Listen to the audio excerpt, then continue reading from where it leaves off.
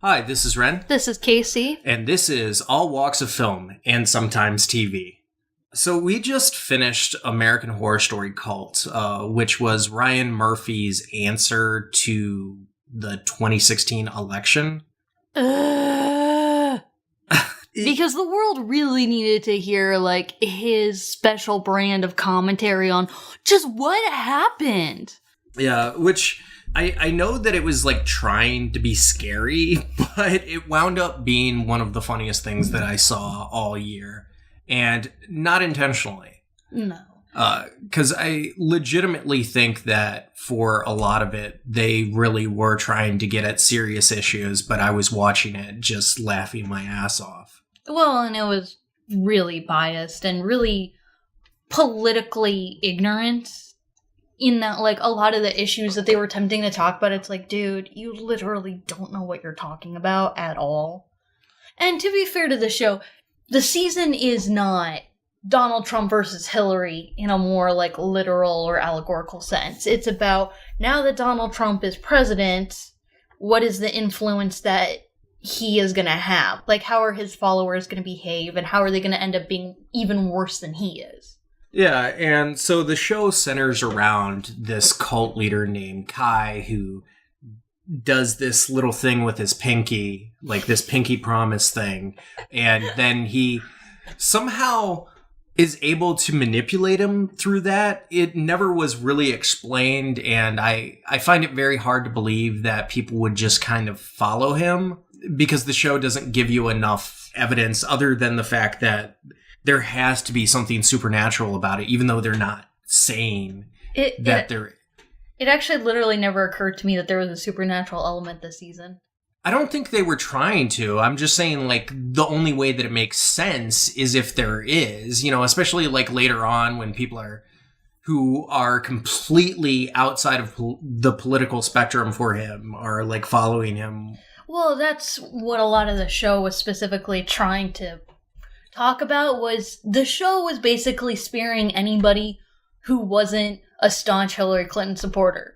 Oh, look at how he's brainwashed, feminists and black women into, following him, instead of, oh, hey, Hillary just didn't even try, which is the reality of the situation. Yeah. So for the first several episodes, we weren't really sure where the show was going, because, part of me thought that this show was kind of giving an even-handed approach, criticizing both sides. But as the show continued to progress, you saw that it clearly was completely biased. Yeah, basically, only the staunch Hillary supporters were, considered decent people, and they were basically all martyred in the show. And then the only survivors are the two evil sides, the Republicans versus the Green Party. It's so weird because the show only talks about three political figures. They talk about Trump, Clinton, and Jill Stein.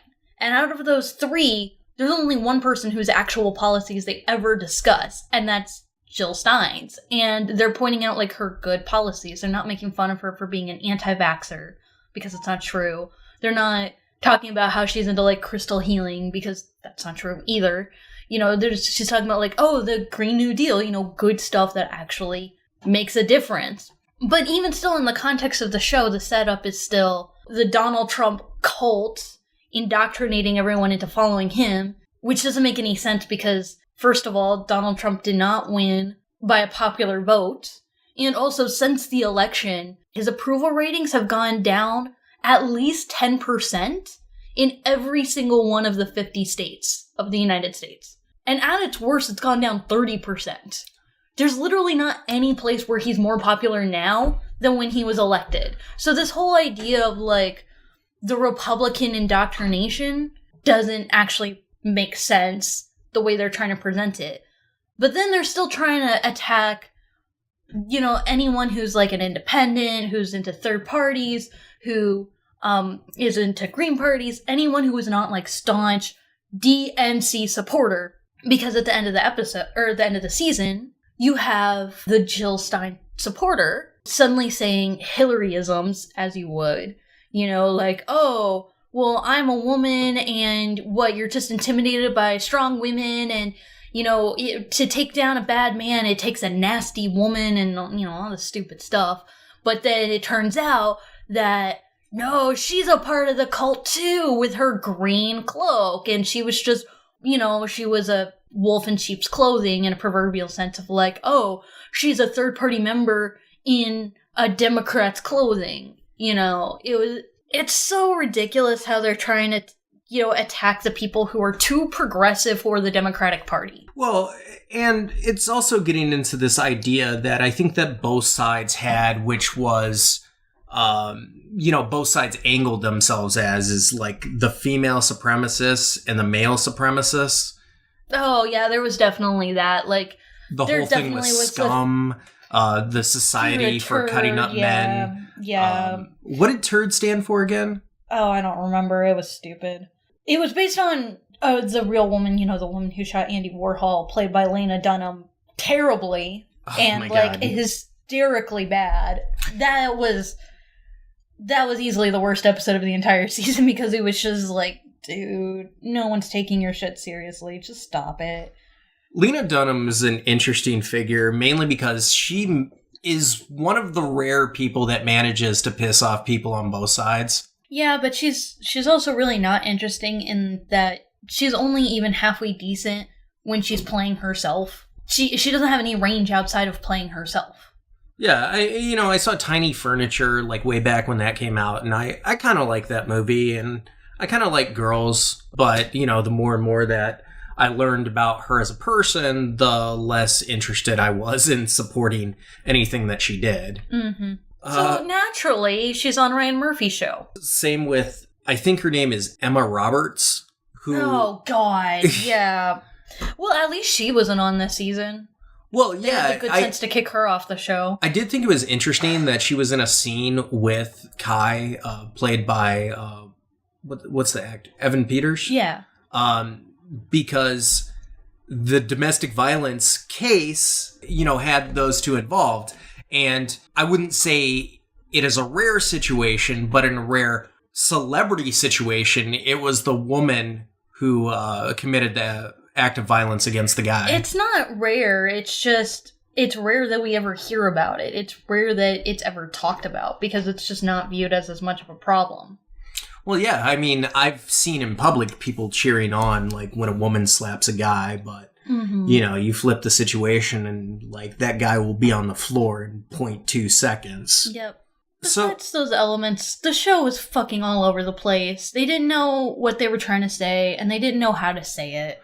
Well, yeah, that too, and the structure of the whole season with its stupid flashbacks and all that kind of stuff, like... ruins like any kind of tension because they specifically take like the climax of a situation and put it at the front and then show you how it happened, but then it's like the entire time you know how it happened. Yeah, so what's the point? So the show literally doesn't allow you to have the shocking moments because you already know that they're coming. Mm-hmm. That was incredibly frustrating. It also was frustrating because, like, there were several episodes where I started the episode and I was just like, did I miss something? No, they were just fucking with you. Yeah. I will say a couple things that the show did well was Chaz Bono was a really good performer as always. His character was one of the best parts of the program. He was the guy who got his hand cut off. He cut off his own hand to go vote for Trump. He was fucking awesome in the show, though. Every time he was on, he was awesome. Yeah, that scene was pretty ridiculous, but it was also hilarious. But he was always great. Like, he was always super on point. Yeah, and typical of a Ryan Murphy show, there were elements that got me thinking, oh, hey, I actually really like this. I'm enjoying where it's going because, like... And then it gets squished. Like, yeah. For me, that element was actually the sort of Stepford wifey Kai and Allison getting together and her, like, pretending to be part of, like, this nuclear family and, like, going straight and you're the father of my child and we're gonna be in a couple together and I'll make you manwiches was really interesting, but they only held that tension for a collective 5 minutes of showtime before they just squished it. Yeah. Especially with the last couple episodes that narratively needed to be spread out over a couple more episodes just for things to be a little bit more cohesive. And it felt like this season they didn't know where to go, so they just cut it off. And when they kind of did that with a lot of things. Like, they had the clown motif at the beginning where it's like, oh, the Trump supporters are all a bunch of clowns, you get it, but like the creepy kind, get it. And luckily they just kind of forgot about that after a while and just dropped it.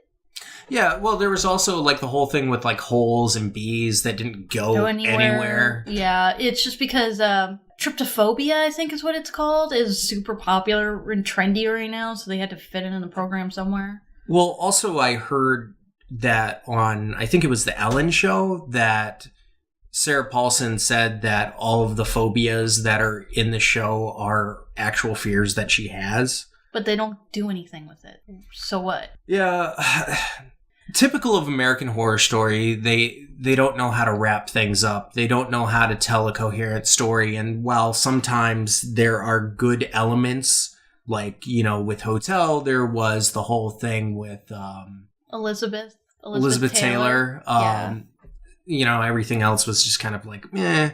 Freak Show started out really great. Except for the musical element. Yeah. Which, again, thankfully they got rid of really quickly and then replaced with Neil Patrick Harris, who was abysmal. Yeah, I mean, quite frankly, if you're going to talk about, like, one season of American Horror Story that I like, you know, I'm definitely going to go with Asylum. Murder House is a close second, even though Murder House is really derivative to the point where you can just call out. They don't give a shit about being derivative, though. Like, to bring up the comparison between Cult and Freak Show, in both times they have to specifically say in actual dialogue coming out of the characters' mouths, oh, we're being just like this thing now. Oh, you know how we're like that movie Freaks? We're literally sitting here watching Freaks, and then we'll literally reenact a scene from Freaks. Oh, hey, you know that show that came out earlier this year, The Handmaid's Tale? We're being just like that right now. This feels very The Handmaid's Tale. I'm not talking about subtextually. Like, literally, Winter says, like, this is some Handmaid's Tale shit or something like that. Well, it's a really ham-fisted way to add modern pop culture into something that is sort of taken away from that, because while it is about the election, it's very much creating its own reality. Yeah. It's not really supposed to take place in our reality where we have characters who are influenced by The Handmaid's Tale, except for, yes, that's totally exactly what it's supposed to be, you guys. It's so uncreative and boring. I do want to make a point, though. Literally everything that American Horror Story Cult is attempting to do in this season and horribly failing at is done almost perfectly in this season of South Park, with one very notable exception that set us off on a 2-hour rant that you can find at Patreon if you're interested, but only if you're, like, really, really interested. Because it's a 2-hour rant about one thing. For some reason, they both believe this fucking Facebook Russia propaganda bullshit. Yeah, it's crazy. And, you know, it's all over the news, and everybody is saying it, so it must be true that... Because it's not like the news have ever lied to us before. Oh, wait, whoops. Well, you know, the general story, and, you know, many people believe it, the news everywhere says that, you know, Russian Facebook troll bots influenced the election. That's why we have Donald Trump as president. That's like claiming that the National Enquirer and World Weekly News influenced the election. But it's so ridiculous because in both situations they're trying to, like, blame Facebook. It's not a content creator. Facebook isn't a content creator, but there is an advertising platform. No. I know that there is an advertisement platform, and there is supposedly this whole thing about how, like, the Russians, like this Russian troll farm paid Facebook $300,000 to put out ads, 25% of which literally nobody on Facebook ever saw, that supposedly were promoting both gay rights and gun rights, and were also anti-Muslim, maybe? Question mark? We don't get to actually see it. And then it became a whole thing of, like, no, it was the Russian memes, because if the Russian memes weren't put out there, then, It's not like American voters would have been fighting about their political parties regardless, like we do every other year. It's just nonsense. The craziest one was when they said that Russians use Pokemon Go and Black Lives Matter and Standing Rock. Don't forget the Standing Rock protest. Basically, anything that means that you're more progressive and more liberal than the DNC, oh, you only did that because of Russian propaganda brainwashed you into doing it. Just... Well, yeah, and look at the DNC now. They're trying to step away and try to change the facts about them rigging the DNC. That was reported and leaked by Donna Brazile, somebody who was a shill for Hillary Clinton during the whole election, comes out later. And then, granted, to promote herself, but at the same time, if it's the truth, we need to hear it. Yeah, and then it was like, oh, poor Donna Brazile, you fell victim to this Russian propaganda by showing us the evidence of the DNC paperwork. Yeah. But going back... Which part of the official government documents from the United States is Russian propaganda? Yeah. I was actually surprised that this season didn't mention Russia once. Didn't mention Bernie Sanders. They did. Oh, no, they mentioned Russia and they mentioned ISIS. Okay, I think I missed the Russian comment. It was in, I think, the third episode. They bring up, like, Russia and ISIS is, like, out to get us. Yeah, but what's really surprising is they don't bring up Bernie Sanders a single time because he was defeated in the primaries because Hillary's winning. She won. She got more votes, you guys. Yeah, even though if you look at the logistics of everything, there was a lot of gerrymandering. There were a lot of polls that were closed. There were a lot of people that were misinformed on when the actual primaries were taking place. Intentionally misinformed. There were a lot of ballots that were erased or ripped up. And then, of course, there was a lot of handing out of provisional ballots. And let's not forget the whole thing where they just called the primaries before the votes even came in. Yeah. 2 days in advance. We can't forget that. We can't forget about the primaries where literally voters were writing down who they wanted to be like the Democratic representative on a piece of paper and stuffing it in a chicken bucket. Yeah, or calling it over a coin toss or a voice vote. Yeah, a voice vote where... And then when they didn't like the voice vote, nope, I'm calling and then I'm leaving. Bye, you guys. Yeah, that was really embarrassing. And then they tried to pull the whole narrative of, like one person lifted a chair and like started a riot, even though like all he did was lift a chair and put it back down again. Yeah. So I one of the things that this show did present that I do think is a subject that is worth talking about is the divide with people and this violent nature that's coming from both sides. Yes, I know that people freak out when people say that, where they're like, oh, it's just the Nazis. They're the ones inciting violence and all that kind of stuff. Yeah, if you're punching people, that's also violent. Regardless of what the rhetoric is, if you are punching people, if you are committing violence to people, if you are throwing piss at people, if you are spraying mace in people's face, no matter what side you're on, you are committing violence. You can't say that, and there's a difference between doing it in self-defense and doing it because you don't like what the other person is saying. Yeah, and both sides do it. Like, that's not something to be debated. It's just something that happens. It's also not both sides. It's all sides.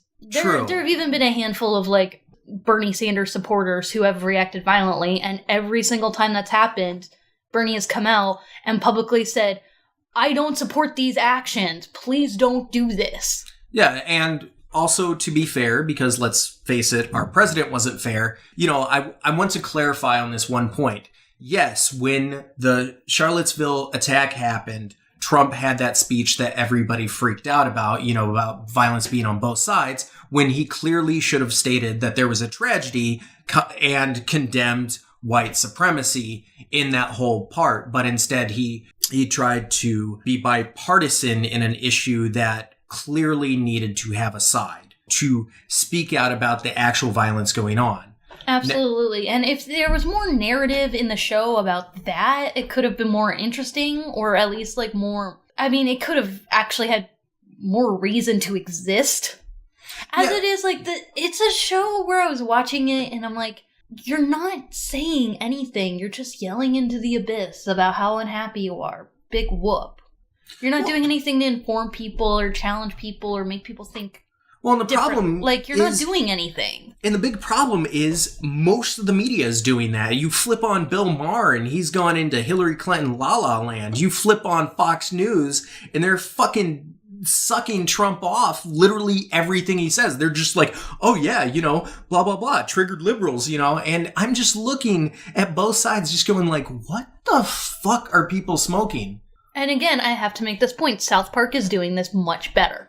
And Rick and Morty. And Rick and Morty, yes, the Tales of the Citadel, but that's an episode. And it's really interesting how this season of South Park, the entire season, it is explicitly about the election and like about our current political process, and it's definitely always on the side of Trump is an idiot. We hate him as a president, we hate his regime, but a lot of it is actually talking about psychologically what is going on with Trump supporters, and it's talking about the reasons why he had any supporters to begin with and how that's a legitimate societal issue that needs to be dealt with and not just laughed off because they're a bunch of rednecks, oh, hee hee, whatever, their issues aren't important.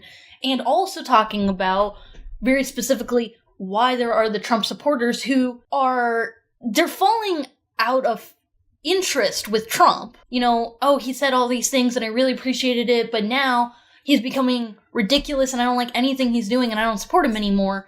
But I have everyone around me telling me how stupid I am and how wrong I am and how awful I am and how I'm a terrible human being and I don't deserve to live and I need to be punched in the face and I'm exactly as bad as these other people just because I thought this mistaken thing at one point in my life.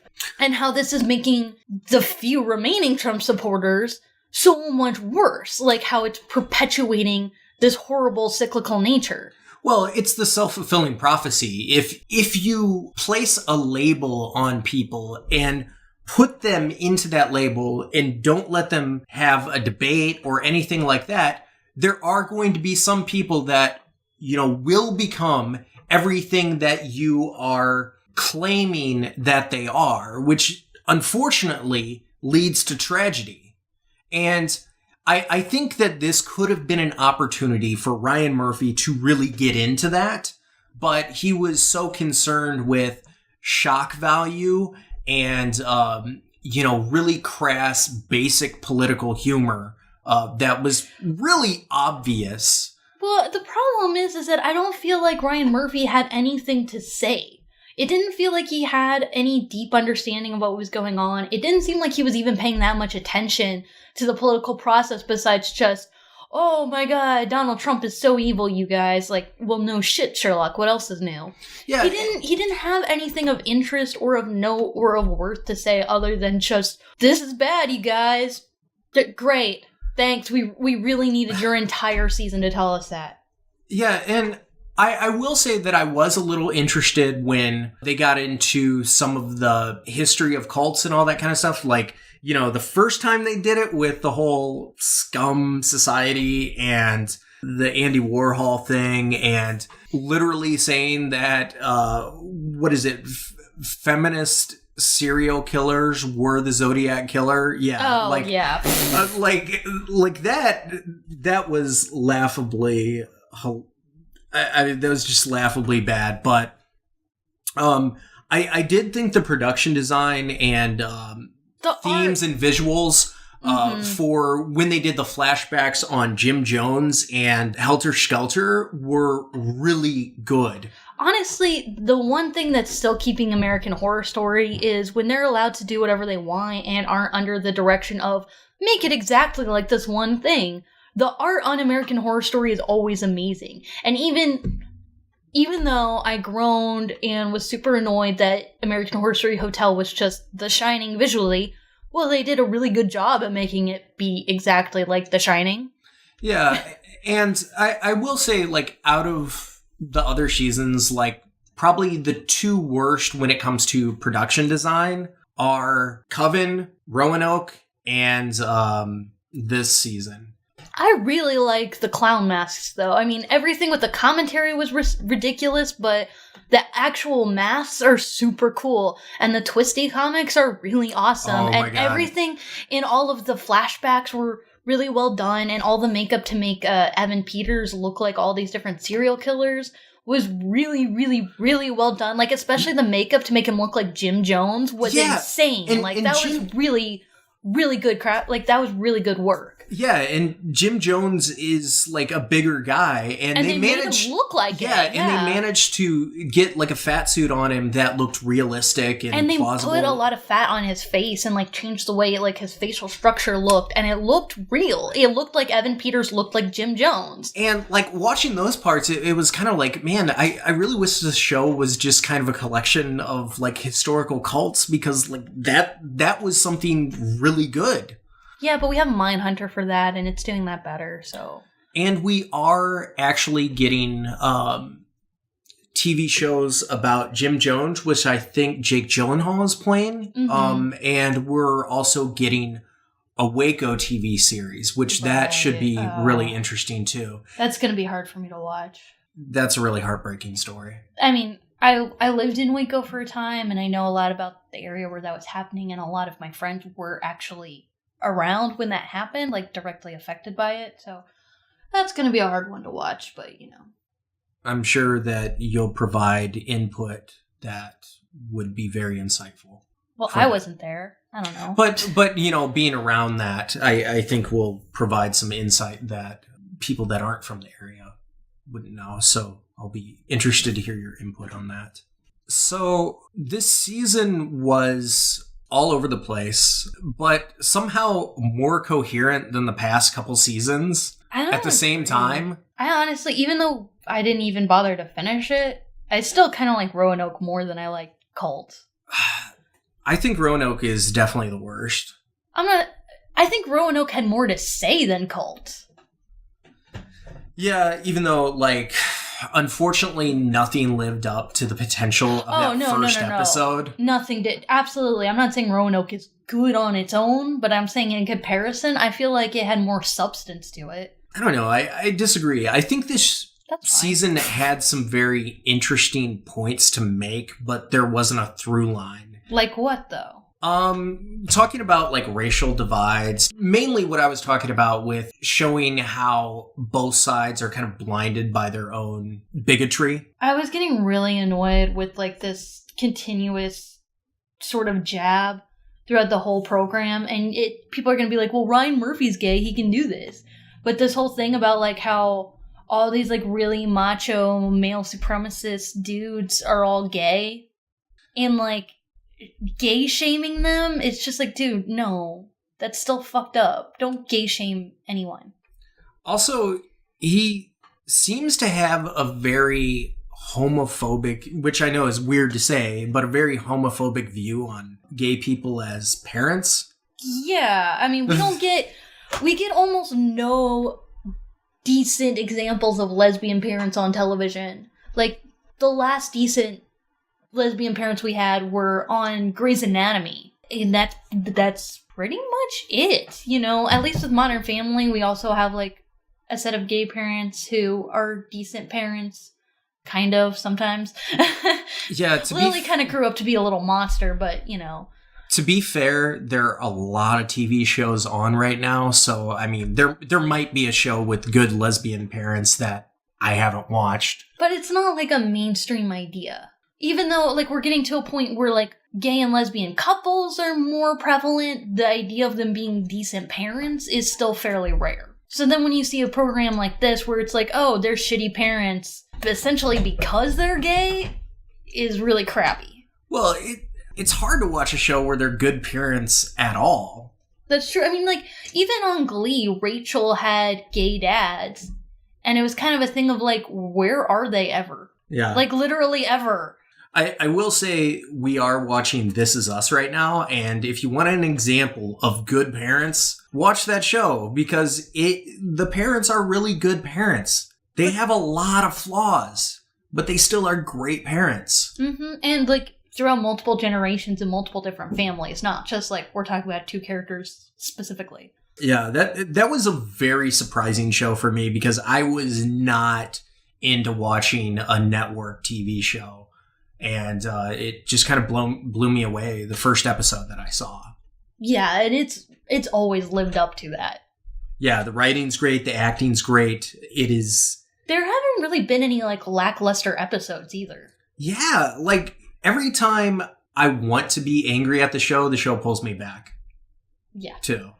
Unlike American Horror Story, where every time I try to like the show prevents me from doing that. It's like, oh, hey, we got this interesting plot line. Oh, Twisty might come back because, there was this whole thing about on so Halloween worried. Episodes. Yeah, I was so worried that they were going to ruin Twisty, and the one decent thing I can say about the season is they didn't ruin Twisty. Twisty is still Twisty.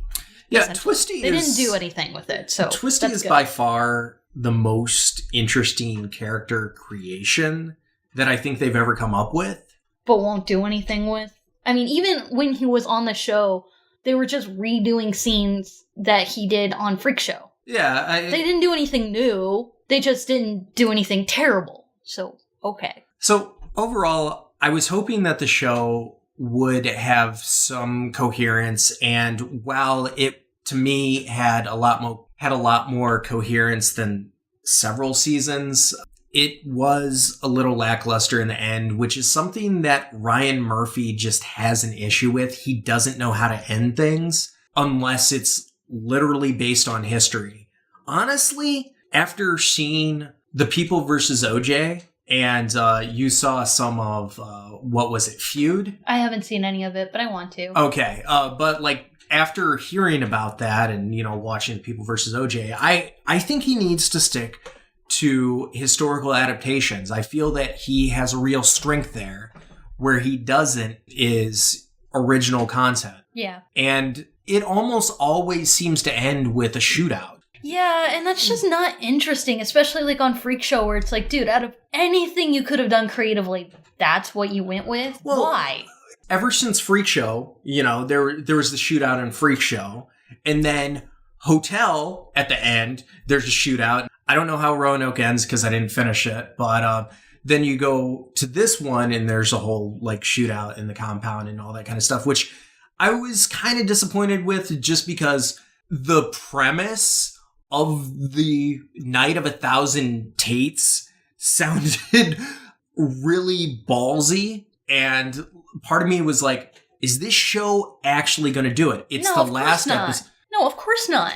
Ballsy is not the word I would use to describe American Horror Story anymore. Season 2 was ballsy. Yeah, I said anymore. Pretty much the most ballsy thing they've done since season 2 was the Leo mechanical drill rape scene, which was actually good, and I commend them for it. But then they tried to reduce that in this season with the clowns fucking on the watermelons, and it's just silly. Like, I feel like every time they have decent moments, it's a fluke, and then they see that it works and they try to do it again, but they don't know why it works, so it just falls apart. One of the things that hopefully in the future, I don't know what's going to happen now that FX is bought by Disney, but in the future of American Horror Story, since like each season is standalone, I hope that it gets farther and further away from Ryan Murphy. And I hope that they like actually outline their seasons like one time, because that's the greatest weakness of the show.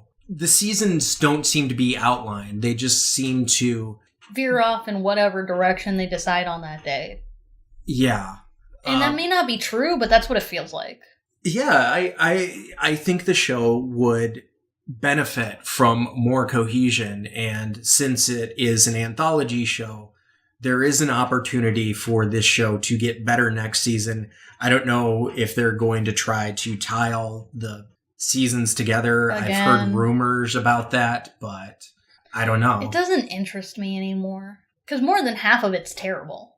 I don't need it to be tied into the things that I still like, I kind of have the problem with this show that I have had with The Walking Dead, which is that sometimes it's really, really good, but other times it's god-awful. So, you're a masochist. That's your problem. A little bit. A little bit. At least for this season, part of the reason why I wanted to watch it was because it was the first obvious political commentary. And since I followed the election so closely, I kind of just wanted to see what other people were saying. Gonna say? Yeah. But then South Park came along and fixed it, so. Which is really interesting because, like, last season, that was South Park's biggest weakness, was they didn't know what to do with it. Yeah. Partly because the whole season was centered around Hillary Clinton winning the election. So when that didn't happen, they had to double down and figure out what they were going to do. Right, but they did manage to get their shit together and turn around and actually say something far more substantial about not just, like, the election specifically, but our political climate in general, in a way that it's going to still be relevant as the years go by. Yeah, and I'm going to put in the description below because you absolutely have to watch this episode. It's on for free on southparkstudios.com.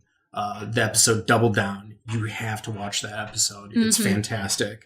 It's literally the premise of American Horror Story, but actually, if they knew what the fuck they were doing. Yeah, and if you want to listen to our 2+ hour rant on the second episode, getting into South Park, Rick and Morty, a lot of other stuff. It's but on mostly the Facebook thing. Yeah, mostly the Facebook thing. You can go onto Patreon. If you donate $1 or more, we will call you out on the show, give you thanks. So that's our review of American Horror Story Cult. Let us know what you thought of the season, and thanks for listening.